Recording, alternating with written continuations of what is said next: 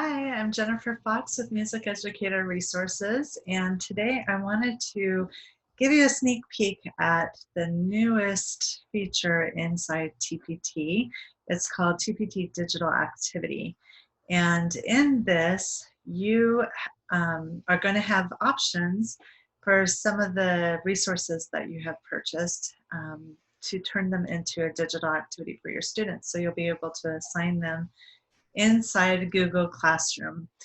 And so it's a pretty exciting feature. It's currently in beta, and so just keep that in mind as you're trying it out. But I wanted to give you a little walkthrough how to kind of go about it from the beginning all into just assigning it to your students inside Google Classroom. Now, if you don't use Google Classroom, I do have another video that goes through being able to adapt your other resources online, and that is in my blog, musiceducatorresources.com.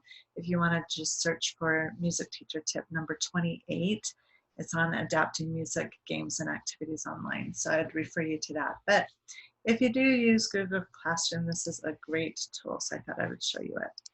All right, let's go ahead and go inside. So I am going to be going into my Don't Eat Frank resource. This is normally a music review game that students will have fun putting. I have them put candy corn onto the page, and we play a game where somebody goes out of the room and the other students are figuring out who Frank is, and they come back in, and it's a lot of fun and they love it. And I've done this style game. I have a lot of don't eat ...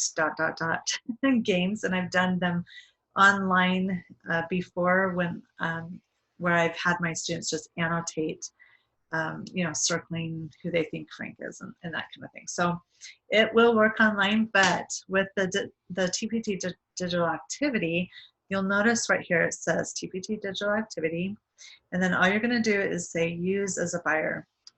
So all of a sudden you have another option that you can do with this particular resource. So while it is a game that students can play, you can actually turn this into a worksheet and send that to them digitally. And how you do that is, I'm going to just go right into page 3. We have a page that has a bunch of keywords.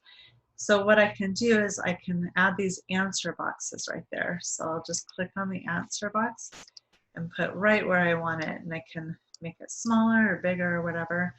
And then they can, or I can even put it right on top of the keyboard, wherever I want, maybe right here, it's totally up to you where you want to put it.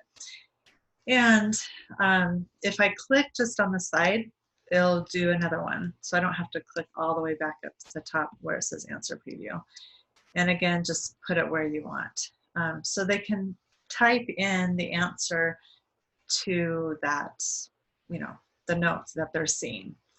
And so let me go to another one. I'm going to actually just delete these really quick. And let me go to this one. This one's a little bit better as far as where to put the answer boxes.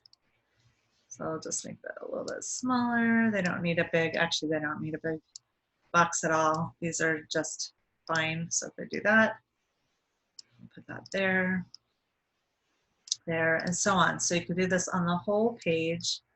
So when you assign it, they're actually typing in the letter names for the answers, okay? So you could do that all. Now, if you want to give them instructions, you just push the text right here, and then you can literally just type in add your answer in the answer box, or whatever you want to say. You could give them their instructions right there on the side so they know exactly what to do. And and of course there's even highlighting. If you wanted to highlight something, you can do that. There's the pen tool, and of course your color options and such, and then the delete tool. And I'm going to go ahead and just delete that for now. Now, after you have everything the way you want it, if you don't want them to receive all these different pages and you just want to assign like for example, here's another page that's on the staff, but maybe my students that I want to share it with haven't learned this stuff yet, so I don't want to share any of those pages. All you need to do is go to Edit Pages, and then just click on the pages that you don't want to send. And then I'm going to click all of them except for the one that I want to send. And then you just click Remove. And then that is all that you're going to send. All right, I'm not going to go ahead and actually do that right now. So, but you know what it does now. All right, and then, oops, I do want to leave some answer boxes here because we're going to go into preview. All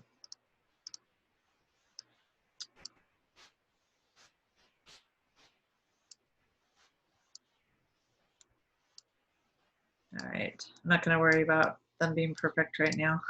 This is just as an example. Okay, and of course you could change the font size and all that fun stuff too.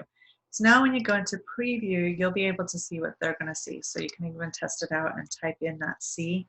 And maybe you're like, oh, I really want that box smaller because they only need the one note to type in. So at that point, you can kind of see how that looks. And then once you're ready with what you're sending, then you're going to click the Assign and then Create Access Link. And then this is the access code that you're going to turn in to for Google Classroom. So it says use an access link to share to your students through Google Classroom. Students log in through their Google account to access the activity. So I thought this was a really cool feature, especially if you are doing Google Classroom at all. It's just nice and easy for you to just customize some of the things that you bought and make it more of a digital activity. So like I said, Donate Frank is normally a game that we play, but you can easily turn it into a worksheet instead for them to practice their note names. So it's kind of a two-in-one, which is really cool. All right, I hope that was helpful. We'll see you later and happy teaching. Bye.